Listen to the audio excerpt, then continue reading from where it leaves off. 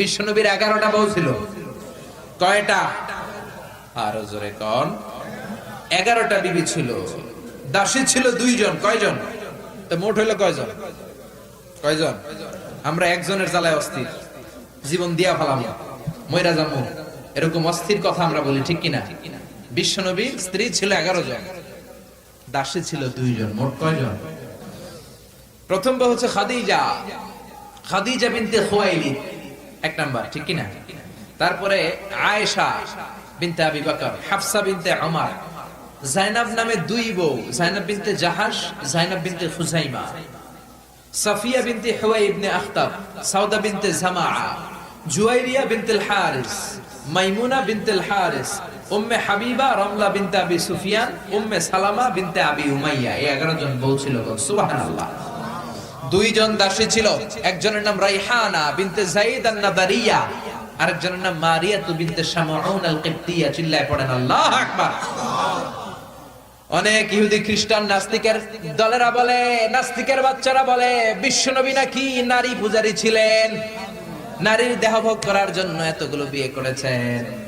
কপাল পোড়া, একটা বিয়ে বিশ্বনবী নিজের মন গড়া করে নাই, করেছেন কার আদেশে? জোরে বলেন, কার আদেশে? বিশ্বনবীর প্রথম বিয়েটা যখন বিশ্বনবী করেছেন, বয়স ছিল কত? সবাই বলেন। বিশ্বনবীর বয়স ছিল 25 বছর। আর বিয়ে করেছেন খাদিজাকে, খাদিজার বয়স ছিল কত? 40। শুধু 40ই না, এর আগে খাদিজার আরো 2টা বিয়ে হয়েছে। এরকম একটা বয়স্কা নারীকে বিয়ে করেছে তাগড়া 25 বছরের যুবক মুহাম্মদ সাল্লাল্লাহু। বিশ্বনবী যদি নারী পূজারী হতেন, 25 বছর বয়সে মক্কার সবচাইতে সুন্দরী সুন্দরী তরুণীগুলো বিশ্বনবীকে বিয়ে করার জন্য পাগল পাড়া ছিল। বিশ্বনবী জীবনেও নারীদের দিকে চোখ তুলে তাকান নাই। রব্বুল আলামিনের আদেশে তার অন্তরে ইলহাম হয়েছে, খাদিজাকে তিনি প্রথম বিয়ে করলেন। 25 বছরের তাগড়া যুবক বিয়ে করলেন, 2 বার তালাক খাওয়া, অনেকগুলো সন্তানওয়ালা একজন মহিলা, প্রৌঢ়া নারী খাদিজাকে। সুবহানাল্লাহ। 4টা কারণে বিশ্বনবীর এতগুলো বিয়ে হয়েছে। কয়টা? একটা এডুকেশনাল কজ, একটা সোশ্যাল কজ, একটা পলিটিক্যাল কজ, একটা লিগ্যাল কজ। 1 নম্বরে হচ্ছে এডুকেশনাল কজ। জেনে নেন কেন বিশ্বনবী এতগুলো বিয়ে করেছে। মন গড়া করে নাই, আল্লাহর আদেশে করেছে, ঠিক কিনা? 1 নম্বরে এডুকেশনাল কজ। নারীদের বিভিন্ন গোপন মাসালা বিশ্বনবীর কাছে এসে মহিলা সাহাবারা জিজ্ঞেস করতে পারতো না লজ্জার কারণে। এজন্য আল্লাহ বললেন, ও নবী, বেশি বেশি বিয়ে করেন, আপনার বউয়ের সংখ্যা হবে 13 জন। মদিনার সব মহিলা সাহাবীগুলা এসে আপনার বিবিদের কাছ থেকে মাসালা শিখে যাবে। লজ্জাকর মাসালাগুলো নবী আপনার কাছে এসে জিজ্ঞেস করা দরকার নাই, আপনার বিবিদেরকে আপনি শিখাবেন, আর বিবির কাছে এসে এসে মদিনার মহিলা সাহাবারা শিখে ইসলাম প্রচার করবে। চিল্লায় কোন আল্লাহু আকবার। এটা হচ্ছে 1 নাম্বার কারণ এতগুলো ওয়াইফ হওয়া। 2 নাম্বার কারণ হচ্ছে সোশ্যাল কারণ। আমার নবী সামাজিক ছিলেন। বিশ্বনবীর রাইট হ্যান্ড ছিল আবু বকর। এই জন্য ডান হাতটাকে শক্ত করার জন্য আবু বকরের মেয়েকে বিয়ে করলেন। বিশ্বনবীর বাম হাত ছিল সাইয়েদনা ওমর, বাম হাতটাকে আরেকটু মজবুত করার জন্য ওমরের মেয়ে হাফসাকে বিয়ে করলেন। ইসলামের 4 জন খলিফার 2 জন বিশ্বনবীর শ্বশুর, বাকি 2 জন বিশ্বনবীর জামাই। সুবহানাল্লাহ। আবু বকর কিন্তু বিশ্বনবীর শ্বশুর, ওমর ফারুক কিন্তু বিশ্বনবীর, আর উসমান আর আলী ছিলেন বিশ্বনবীর জামাই। সুবহানাল্লাহ পড়েন। 2টা কারণ গেল, একটা এডুকেশনাল, একটা গেল সোশ্যাল। 3 নম্বরে হচ্ছে পলিটিক্যাল কজ, রাজনৈতিক কারণে। বিশ্বনবী ইহুদিদের দুর্গ খায়বারে আক্রমণ করেছেন। আল্লাহু আকবার। খারিবাত খায়বার, খায়বার ভেঙে চুড়ে মাসাকার করে দিয়ে ইহুদিদের সাথে যুদ্ধে বিশ্বনবী বিজয় লাভ করে ফেললেন। ইহুদিদের সর্দার হুয়াই ইবনে আখতাব হ্যান্ডকাফ পরে বিশ্বনবীর সামনে এসে দাঁড়িয়েছে। বিশ্বনবী ছিলেন দয়ার নবী, মায়ার নবী। সাহাবারা বললেন, ও নবী, হুয়াই ইবনে আখতাবের একজন কন্যা আছে, বিধবা। বিশ্বনবী মনে মনে ভাবলেন, শত্রুর এই মেয়েটাকে যদি বিয়ে করি, শত্রুর দল হয়ে যাবে আমার শ্বশুর বাড়ি। সুবহানাল্লাহ। ইহুদিদের বিশাল এই গোত্র, এই মেয়েটার আমি বিয়ে করলে এই দুর্গের লোকেরা হবে আমার শ্বশুর বাড়ি। বিশ্বনবী প্রস্তাব দিলেন, তুমি আমার সাথে বিয়েতে রাজি আছো কিনা? সাফিয়া নামক ওই মহিলা রাজি হয়ে গেলেন। বিশ্বনবী বিয়ে করলেন। ইহুদিরা কয়, হায় হায়, এতদিন মুহাম্মাদের সাথে মারামারি করতাম, এখন মুহাম্মদ হইছে আমগো বেয়াই। কি হইছে? ইহুদিরা কয়, আর কিলাকিলির দরকার নাই, সবাই পড় লা ইলাহা ইল্লাল্লাহু মুহাম্মাদুর রাসূলুল্লাহ সাল্লাল্লাহু আলাইহি সাল্লাম। এই পলিটিক্যাল কারণে আরো একটা বিয়ে বাড়ছে। এই সাফিয়াকে বিয়ে করেছে পলিটিক্যাল কারণে। এরপর বনি মুস্তালিকের যে সরদার, তার মেয়েকে বিশ্বনবী বিয়ে করেছেন পলিটিক্যাল কারণে। চারটা কারণের তিনটা বললাম, আরেকটা হচ্ছে লিগ্যাল কজ, আইন শিখানোর জন্য, ইসলামিক কোডিং এন্ড রুলিং শিখানোর জন্য, হুকুম আহকাম শিখানোর জন্য। আপনার যে পালক পুত্র, এটা কিন্তু আপনার আসল পুত্র নয়, আপনি কিন্তু পালক পুত্রের আসল বাবা নন। যে তাকে জন্ম দিয়েছে ওই জনক লোকটাই হচ্ছে তার আসল বাবা, ঠিক কিনা? বিশ্বনবী একজন পালক পুত্র পাললেন, নাম যায়েদ ইবনে হারেসা। মক্কার লোকেরা বলতে আরম্ভ করলো যায়েদ ইবনে মুহাম্মদ, মানে মুহাম্মাদের ছেলে যায়েদ। আসলে কি যায়েদ মুহাম্মাদের ছেলে? হারেসার ছেলে। এটা বোঝানোর জন্য আল্লাহ বললেন যায়েদকে বলেন তার স্ত্রীকে তালাক দিতে। তালাক হয়ে গেল, নিজের পালক পুত্রের ছেলেকে বিশ্বনবী বিয়ে করে মক্কা মদিনার লোকদের চোখের মধ্যে আঙ্গুল দিয়ে দেখাই দিলেন, দেখো পালক পুত্রের ছেলেকে বিয়ে করা যায় তালাক হওয়ার পরে, কারণ পালক পুত্র নিজের ছেলের মতো নয়। চিল্লায় বলেন ঠিক কিনা? এই জন্য বিশ্বনবীর বিয়ের সংখ্যাগুলো বাড়িয়ে দিয়েছে কে? প্রথম বিয়ে করলেন খাদিজাকে। বিশ্বনবী খাদিজারে এত ভালোবাসতেন, খাদিজা ইন্তেকালের পরে বিশ্বনবী যেই বছরটা কাটিয়েছেন, বিশ্বনবী এটার নাম দিয়েছেন আমুল হুজুন, দুঃখের বছর। যেই বছর খাদিজা ইন্তেকাল করলো ওই বছরটাকে বিশ্বনবী নাম দিয়েছেন দুঃখের বছর। বিশ্বনবী খাদিজারে এত ভালোবাসতেন, দোয়া করার সময় বিশ্বনবী চোখের পানি ছেড়ে দিয়ে আল্লাহরে বলতেন, আল্লাহ কিয়ামতের এই কঠিন দিন, যেদিন মা ছেলেরে চিনবে না, বাবা মেয়েরে চিনবে না, বন্ধু বন্ধুরে চিনবে না, পীর সাহেব মুরিদরে চিনবে না, মুরিদ পীর সাহেবরে চিনবে না, ওই কঠিন দিন আমি যেন আমার খাদিজারে ভুলে না যাই, ওই দিন যেন আমি আমার খাদিজার কথা মনে রাখি। মা আয়েশা খাদিজাকে নিয়ে খুব গায়রাত করতেন, মানে হিংসা করতেন। একদিন বললেন, ও নবী, বারবার ওই বুড়ি মহিলার কথা বলেন কেন? ওই বুড়ি তো কবে মরে গেছে, বুড়ির পরে আমাদেরকে আল্লাহ আপনার বউ বানিয়েছে, আমাদেরকে পেয়ে কি আপনি খুশি নন? ওই বুড়ির পরে সুন্দরী সুন্দরী বিবিকে আল্লাহ আপনারে দান করে নাই। বিশ্বনবী মা আয়েশার থুতনিটা ভেবে চেপে ধরলেন, কোনদিন কোন বিবির গায়ে হাত তোলে না। এই প্রথম আয়েশার থুতনিটা চেপে বললেন, আয়েশা খবরদার, খাদিজার বিরুদ্ধে কোনদিন এরকম হিংসাত্মক কথা বলবো না, খাদিজার মতো আমি একটা বউ পাই নাই। চিল্লায় বলেন আল্লাহু আকবার। এটা বলছে রাগের মাথায়। আবার অন্য সময় আয়েশারও প্রশংসা করে দিয়েছে, চিল্লায় কর সুবহানাল্লাহ। খাদিজা যখন ইন্তেকাল করে বিশ্বনবী গোসল করালেন, কাফন হলো, দাফন হলো, কবর দিলেন, নিজে দাঁড়িয়ে দোয়া করলেন। খাদিজাকে কবরে দেওয়ার পরে সাহাবারা ঘরে ফিরে যায়, বিশ্বনবী যায় না। আবু বকর বললেন, ও নবী চলেন ঘরে ফিরে যায়। বিশ্বনবী বললেন, আবু বকর তুমি যাও, আমি যাব না, কারণ যেই মহিলাটাকে মাত্র কবরে শোয়াই দিলাম সাধারণ কোন মহিলা না, আমার বিপদের দিনের সঙ্গিনী খাদিজা। মক্কায় যখন আমার কেউ ছিল না তখন ছিল সে, যখন আমার কেউ ছিল না তখন সাথী খাদিজা। কেউ আমার আশ্রয় দেয় নাই, অর্থ দেয় নাই, শেল্টার দেয় নাই। খাদিজা আমব্রেলার মতো, ছাতার মতো, মেঘের মতো আমাকে সব সময় ছায়া দিয়ে রেখেছে।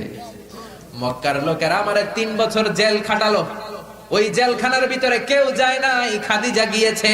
আল্লাহু আকবার। 3টা বছর খাদিজা আমার সাথে জেল খেটেছে। আবু বকর পৃথিবীর কোন মহিলাকে রব্বুল আলামিন আরশের উপর থেকে সালাম দেয় নাই, একটা নারীকে শুধুমাত্র আরশের উপর থেকে আল্লাহ সালাম দিয়েছে, সেটা হলো আমার এই খাদিজা। সর্বপ্রথম যেই নারী আমার হাতে হাত রেখে কালিমা পড়েছে এটা হলো আমার খাদিজা।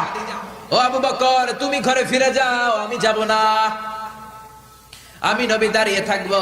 খাদিজার কবরের 3টা প্রশ্নের জবাব, মার রব্বুকা ওয়া মা দীনুকা ওয়া মান হাদার রাজুল। এই খাদিজার কবরের 3টা প্রশ্নের জবাব আমি নিজে দিয়ে তারপরে আমি ঘরে যাব রে আবু বকর। সাইয়েদনা জিবরাইল এসে বললেন, ও নবী আপনি ঘরে ফিরে যান, আল্লাহ জানিয়ে দিয়েছে আপনার আর দাঁড়িয়ে থাকার দরকার নাই, ঘরে ফিরে যান, আবু বকরের সাথে আপনি চলে যান। আল্লাহ জানিয়ে দিয়েছে খাদিজার কবরের 3টা প্রশ্নের জবাব আরশের উপর থেকে আল্লাহ নিজেই দিয়ে দিবে। কি ভালোবাসতো খাদিজাকে। খাদিজার পরে বিশ্বনবী যাকে ভালোবাসতো সে হচ্ছে আয়েশা, সবচেয়ে বেশি ভালোবাসতো। বিশ্বনবী বলেন, উরিতু কি সালাসালা ইয়া আয়েশা, আয়েশা বিয়ের আগে আমি রাতে তোমার 3বার স্বপ্নে দেখেছি। বুখারীর বর্ণনা। কয়বার? এই 3বার স্বপ্নে দেখার পর তোমার চেহারাটা জান্নাতের একটা রেশমি কাপড়ে এনে জিবরাইল বলল, বিশ্বনবী দেখুন তুমি এটারে কেমন লাগে? আমি বললাম ভালো লাগে। জিবরাইল তার কয়েকদিন পরে বললেন, ও নবী আকাশ থেকে ডাইরেক্ট প্রপোজ, সরাসরি প্রস্তাব, বিয়ে করবেন নাকি? কার মেয়ে? জিব্রাইল কয় আবু বকরের মেয়ে। বিশ্বনবী বললেন, ও জিব্রাইল, তুমি যদি ঘটক হও, আল্লাহ যদি হয় বিয়ের কাজী, আমি মুহাম্মদ রাজি। বিয়ে হয়ে গেল, সুখ আর সুখ। বিশ্বনবীর একমাত্র কুমারী বউ মা আয়েশা যখন বিশ্বনবীর সাথে এক ল্যাপের নিচে শুয়ে থাকতো, তখনও কোরআনের আয়াত নাজিল করতো কে? বিশ্বনবী যখন অন্যান্য স্ত্রীদের সাথে এক ল্যাপের নিচে শোয়া, তখন কিন্তু কোরআনের আয়াত নাজিল হতো না। শুধুমাত্র কেবলমাত্র মা আয়েশার সাথে যখন শোয়া, তখন কোরআনের আয়াত নাজিল করতো কে? চিল্লায় বলেন কে? মা আয়েশা বলেছেন, 5টা জিনিস আল্লাহ আমারে দিয়েছে, পৃথিবীর কাউরে আল্লাহ দেয় নাই। 1 নাম্বার, আমি বিশ্বনবীর একমাত্র কুমারী বউ, বাকি বউগুলা ছিল বিধবা। আমি ছাড়া বিশ্বনবীর কোনো কুমারী বউ ছিল না। 2 নাম্বার, আমার ঘরে বিশ্বনবীর কবর। যারা হজ উমরা করতে যান, বিশ্বনবীর সালাম পড়তে যান, এখন এটা মসজিদে নববীর ভিতরে অ্যাটাচ হয়েছে। যেই জায়গায় বিশ্বনবী আজ আবু বকর আর ওমরকে ডান দিকে রেখে শুয়ে আছেন, এটাই ছিল মা আয়েশার ঘর। সুবহানাল্লাহ। আমার ঘরে বিশ্বনবীর কবর। 3 নাম্বার, আমার কোলেই মাথা রেখে বিশ্বনবী শেষ নিঃশ্বাস ত্যাগ করেছে। 4 নাম্বার, আমার কারণে তোমরা তায়াম্মুমের বিধান পেয়েছো। এই যে আমরা ওযু না করতে পারলে, পানি না পেলে তায়াম্মুম করি, এটা মা আয়েশার কারণে আমরা পেয়েছি। সুবহানাল্লাহ। বনুল মুস্তালিকের যুদ্ধ থেকে বিশ্বনবী ফিরে আসছেন, প্রতিমধ্যে মা আয়েশা গলার লকেট হারায় ফেলছে। লকেট চিনেন নাকি চেইন চিনেন? হার চিনেন? হার, আচ্ছা হার, স্বর্ণের হার হারায় ফেলছে। বিশ্বনবী বলেন, কাফেলা থামাও, আমার স্ত্রী হার হারিয়েছে, হার খোঁজো। সবাই হার খুঁজতে খুঁজতে ওদিকে মাগরিবের সময় চলে যায়। এখন কি করবে? যেই জায়গায় হার হারাইছে ওই জায়গায় পানিও নাই, পানি অনেক দূর। বিশ্বনবীর প্ল্যান ছিল কাফেলা যেতে যেতে পানির জায়গায় থামবো, ওযু করে নামাজ পড়বো। কিন্তু হার খোঁজার কারণে এখন পানিও নাই। তখনও তায়াম্মুমের বিধান মুসলমানরা জানে না, আল্লাহ জানায় নাই, নাজিল করে নাই। সবাই আবু বকরকে বকাবকি শুরু করলো, ও আবু বকর, দেখো তোমার মেয়ের কাণ্ড, তোমার মেয়ের হার হারিয়ে যাওয়ার কারণে আজকে আমাদের সবার নামাজ কাজা হবে, বিশ্বনবীর নামাজ কাজা হবে। কি কাজ করলো তোমার মেয়ে? আবু বকর যে আয়েশারে ধমকাতে লাগলো, আয়েশা কি করলি? আল্লাহ সাথে সাথে আবু বকরকে ধমক দিয়ে কোরআনের আয়াত নাজিল করলো, আবু বকর আয়েশারে ধমক দিও না, আয়েশারে ধমক দিলে আমার আরশ কেঁপে যায়। فإن لم تجدوا ماء فتيمموا صعيدا طيبا। আয়েশার সম্মানে আল্লাহ আয়াত নাজিল করলেন, فإن لم تجدوا ماء, এখন থেকে সফরে কোথাও যদি ওযুর জন্য তোমরা পানি না পাও, মাটি দিয়ে তায়াম্মুম করে নামাজ পড়বা, কবুল করে নিবে কে? এজন্য মা আয়েশা বলতেন, এমন গুণগুলো আল্লাহ আমাকে দিয়েছে, বিশ্বনবীর কোন বিবিকে আল্লাহ এই গুণগুলো দেয় নাই।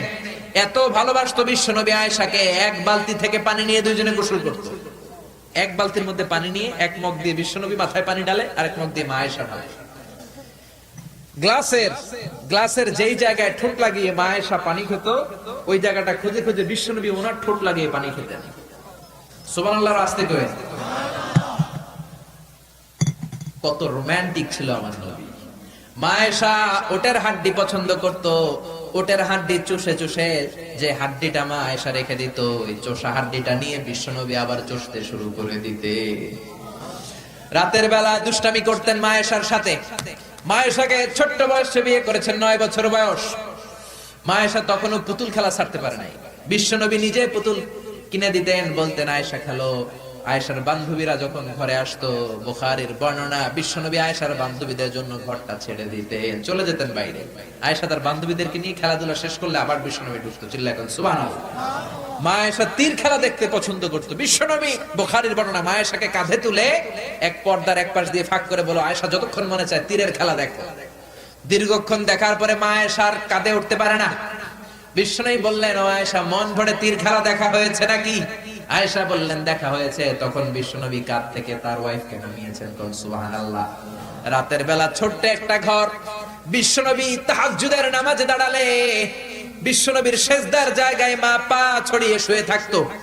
বিশ্বনবী লম্বা সময় কেরাত করে, রুকু করে, সেজদা দেওয়ার জায়গা নাই, কারণ সেজদার জায়গায় মা আয়েশার পা বিছানো আছড়া নাই।